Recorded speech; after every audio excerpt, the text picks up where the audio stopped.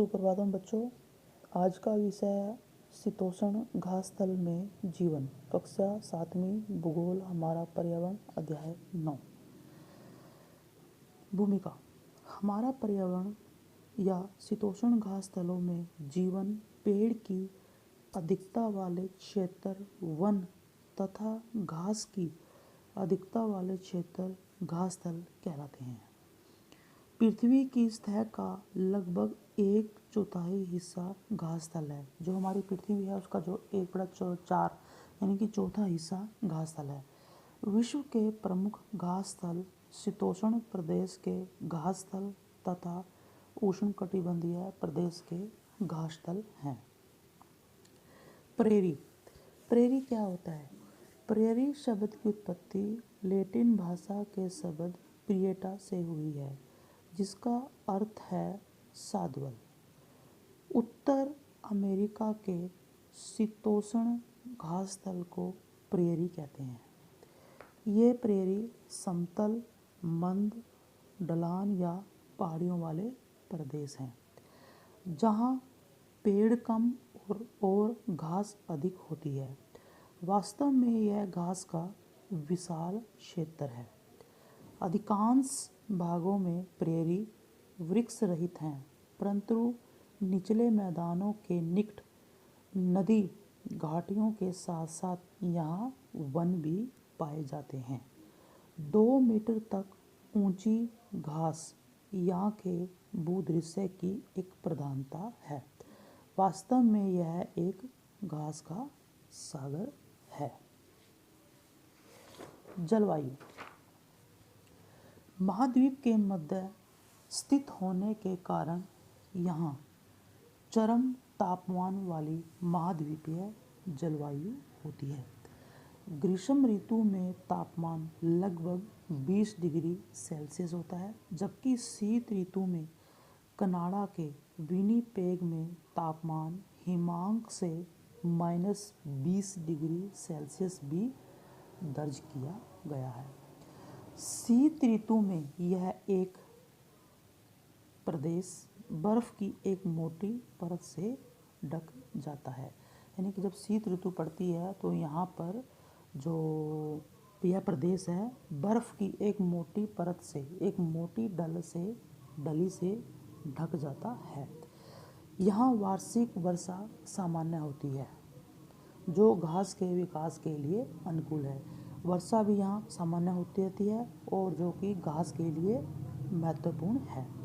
उत्तर दक्षिण अवरोध की अनुपस्थिति में अपसेंट में यहाँ चिनूक एक गर्म पवन है, जो शीत ऋतु में बहती है तथा कम समय में ही तापमान बढ़ा देती है। तापमान में वृद्धि होने के कारण बर्फ पिघल जाती है एवं पशुओं के चरने के लिए चारागाह उपलब्ध हो जाता है। यह चिनूक का अर्थ है। चिनूक नामक स्थानीय पवन बहती है। लोग। इस प्रदेश के लोग काफ़ी मेहनती होते हैं। अपने विपुल प्राकृतिक संसाधनों के उपयोग के लिए उन्होंने प्रौद्योगिकी का सफलतापूर्वक विकास कर लिया है। विश्व के 2 सबसे अधिक विकसित देश संयुक्त राज्य अमेरिका एवं कनाडा में यह प्रदेश स्थित है। यहाँ संयुक्त राज्य अमेरिका का क्या अर्थ है? संयुक्त राज्य अमेरिका के प्रेरी के प्रमुख नगर शिकागो, कंसास एवं डेनवर हैं। और कनाडा का यहाँ अर्थ क्या है?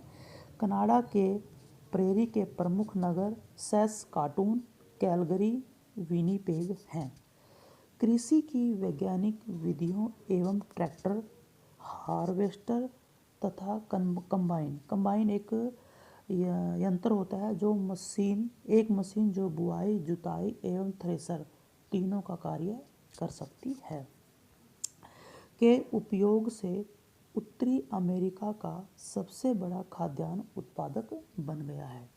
गेहूं के अत्यधिक उत्पादन के कारण प्रेरी को विश्व का धान्यागार भी कहते हैं। दुग्ध उत्पादन, दुग्ध यानी कि दूध उत्पादन एक प्रमुख उद्योग भी है। डेयरी क्षेत्र ग्रेट लेक से पूर्व में अटलांटिक तट तक फैला हुआ है। दुग्ध उत्पादन एवं व्यापक स्तर पर कृषि दोनों खाद्य प्रक्रम उद्योग को बढ़ावा दे रहे हैं। कोयला और लोहा जैसे खनिज पदार्थों के विशाल भंडार यहाँ अधिक मात्रा में पाए जाते हैं।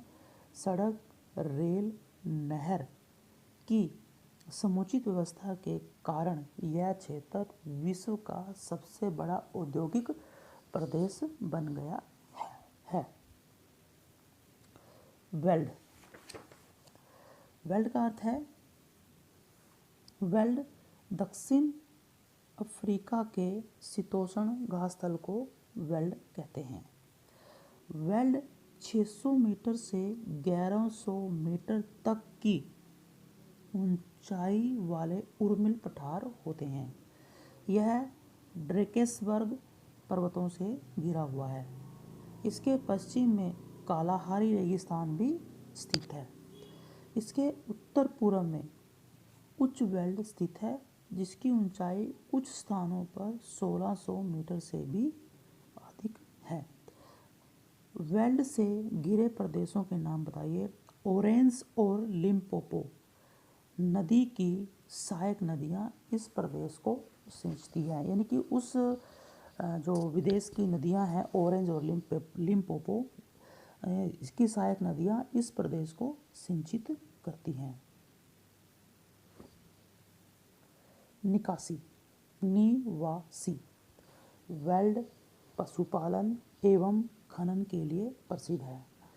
वेल्ड की मिट्टी अधिक उपजाऊ नहीं होती है, यद्यपि जहाँ भूमि उपजाऊ है वहाँ फसल उगाई भी जाती है।